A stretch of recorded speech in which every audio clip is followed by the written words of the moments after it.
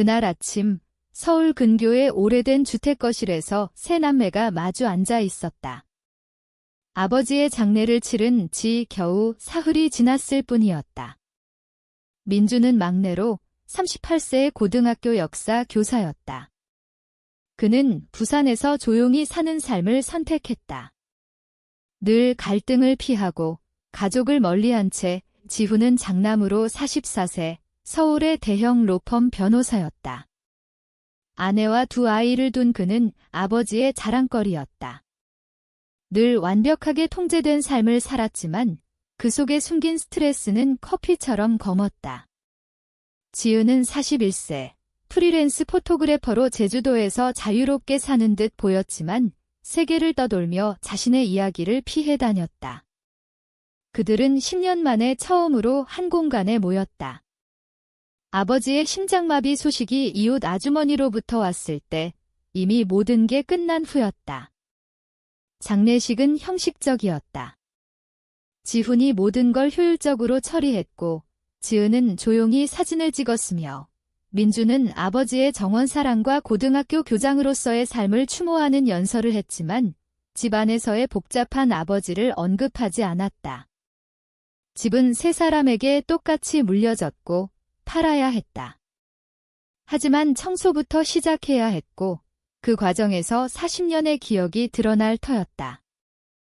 그날 회색빛 아침에 주차장에서 내려 서로를 피하는 눈빛으로 서 있었다.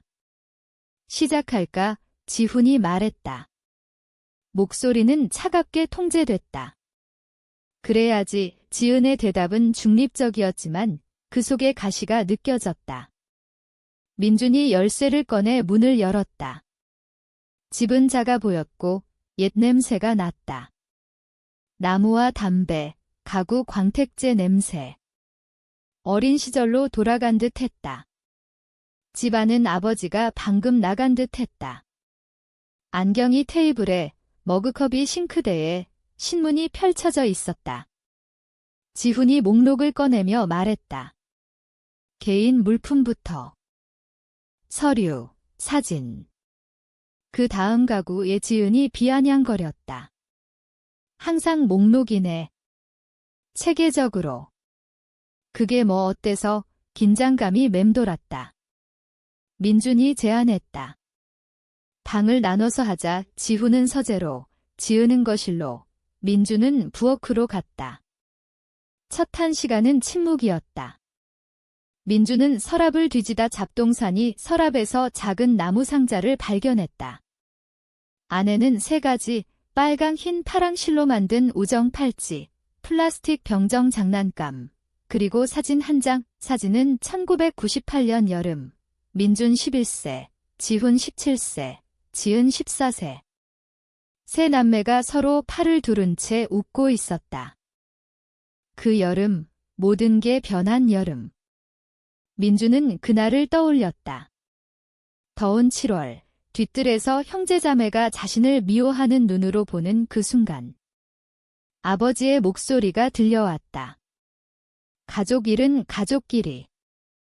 약속해. 아무에게도 말하지 마. 지은이 문간에 서서 물었다. 괜찮아. 유령 본 얼굴이네. 민준이 사진을 보여주자 그녀의 안색이 창백해졌다. 어디서 찾았어? 잡동사니 서랍. 상자가. 지훈이 나타나 사진을 보고 굳었다. 버려야 해. 왜? 지은의 목소리가 날카로웠다. 약속했잖아. 아버지 죽었어. 그 말에 공기가 얼어붙었다. 27년의 침묵이 깨졌다. 지훈이 말했다. 우린 합의했어. 그냥 넘기자고. 정말. 우린 그냥 서로를 피한 채 살았잖아. 지은의 눈에 눈물이 고였다. 난 14살이었어. 너희가 날 미워한다고 생각했어? 미워하지 않았어. 지훈이 시선을 피했다. 미워했잖아. 그렇게 느껴졌어. 민준이 말했다. 그 여름일, 제대로 이야기해보자. 지훈이 반대했지만 지은이 말했다. 아버지가 우리를 도와주지 않고 침묵을 강요했어. 그게 우리 관계를 망쳤어. 복잡했어, 지훈이 말했다. 항상 복잡하다고 하네. 난 항상 문제아였지. 지은의 목소리가 커졌다. 내가 날 문제라고 생각했어? 27년간 지훈의 가면이 깨졌다. 난 17살이었어. 너희를 지켜야 했는데 실패했어. 누군가 다쳤고 아버지가 침묵을 약속하게 했어. 나 때문에 다쳤어, 지은이 말했다. 아니, 이 민준이 끼어들었다. 우린 아이였어. 어른들이 우리를 보호하지 못했어. 그 말에 침묵이 흘렀다. 지은이 동의했다. 아버지는 우리를 보호한다고 했지만 자신을 보호한 거지. 민준이 제안했다. 다락방으로 가자. 더 있을지도. 그들은 다락으로 올라갔다. 먼지 쌓인 공간, 상자들이 쌓여 있었다. 라벨 없는 상자 하나가 눈에 띄었다. 지훈이 꺼내 열었다. 안에는 신문기사, 경찰 보고서, 의료 기록, 사진들.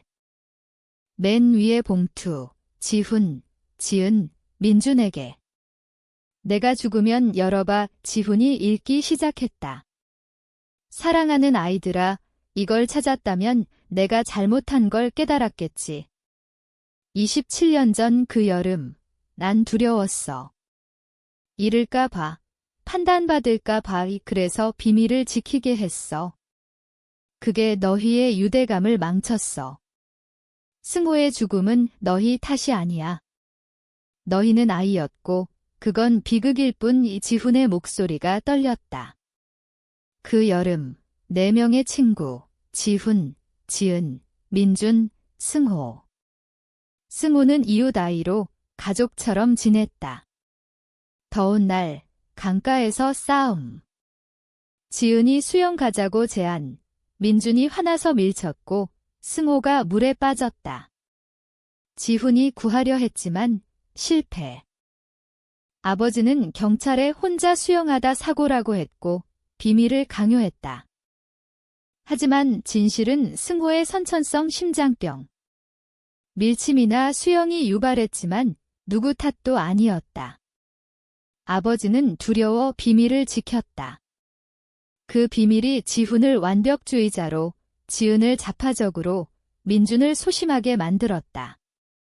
서로를 미워하게 했다. 편지가 끝났다. 용서해. 서로를, 자신을. 승호는 너희가 함께 행복하기를 바랄 거야. 위 침묵 후 지은이 속삭였다. 심장병이었어. 난 내 제안이 죽였다고 생각했어? 난 내 밀침이. 민준이 말했다. 난 지키지 못한 탓이라고. 지훈이. 그들은 상자 속 물건들을 봤다. 행복한 사진들, 승호와 함께 웃는 순간들. 승호가 우릴 사랑했어. 지은이 말했다. 그 죽음이 우릴 찢었지. 분노가 솟았다. 아버지가 왜 숨겼어? 그 비밀로 우린 27년을 고통받았어. 지은의 목소리가 날카로웠다. 보호라고? 그게 우리를 파괴했어. 난 위험한 일만 쫓아다녔어. 벌받아야 한다고 생각했으니까. 지훈이 고백했다. 난 완벽하려 애썼어. 다시 실패하지 않으려고. 하지만 그게 날 고립시켰어. 민준이 말했다. 난 화를 삼켰어. 또 누굴 해칠까 봐. 우린 서로를 배신한 기분이었어. 긴장감이 폭발했다. 지은이 소리쳤다. 아버지가 우리를 속였어. 그 비밀로 우린 가족이 아니게 됐어. 복수할 거야? 아니, 이미 서로에게 복수한 셈이야. 10년간 침묵으로 지훈이 반박했다. 복수. 그게 뭐 도와? 하지만 인정해. 아버지의 선택이 우리를 망쳤어. 민준이 중재했다. 복수는 아니지만 진실을 직면해야 해. 그게 우리의 상처를 치유할 유일한 방법. 그들은 밤새 이야기했다. 각자의 고통, 배신감, 침묵의 대가. 지은은 해외에서 위험한 촬영을 하며 자신을 벌했다고. 지훈은 가족을 멀리하며 일에 매달렸다고. 민주는 관계를 피했다고. 새벽이 되자 분노가 가라앉고 후회가 왔다. 집을 팔지 말자 지은이 말했다. 여기서 다시 시작해. 승호를 기억하며 지훈이 망설이다 동의했다. 하지만 솔직하게. 더 이상 비밀 없어. 개월이 지나 그들은 집을 고쳤다. 벽을 칠하고 바닥을 닦으며 싸우고 웃었다. 어색한 통화가 잦아지다. 영상통화로 아이들과 함께 승호 기념 장학금을 만들었다. 매년 승호의 기일에 모여 그의 이야기를 나눴다. 지은이 결혼 소식을 전했다. 집에서 할게 집은 상징이 됐다. 배신과 침묵을 넘어선 치유의 장소. 그들은 여전히 상처를 안고 있지만 선택의 대가를 알았고 복수가 아닌 용서를 택했다. 승호의 사진이 벽에 걸려 그들의 새로운 유대를 지켜봤다.